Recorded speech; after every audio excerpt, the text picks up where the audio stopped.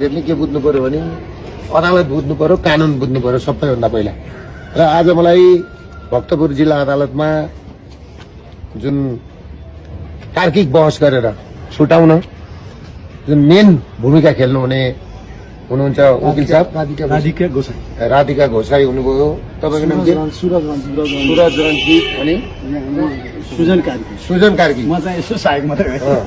उहाँहरू लगायत सम्पूर्ण देशमा रहनुहुने विदेशमा रहनुहुने सम्पूर्ण शुभचिन्तकहरूलाई र मलाई हिजो बेलुका पक्रिन जाने भक्तपुर जिल्लाका एसपी साहब लगायत सम्पूर्ण परिवारहरूलाई पनि यो विडम्बना छ हैन। उहाँहरूलाई पनि अप्ठ्यारो लागि जानु भएको थियो। मैले हिजो अनुहार देख्दै र पनि मैले सहज गर्दै पुलिस प्रशासनले मलाई जहाँ थुनामा बस्दाखेरि जुन देखाएको माया छ त्यसमा पनि उहाँहरूलाई म धन्यवाद दिन चाहन्छु।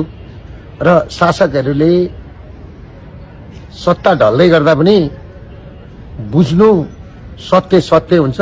जसले गरिब सर्वहाराको मुद्दा उठाएको हुन्छ त्यसको जहिले पनि जित हुन्छ।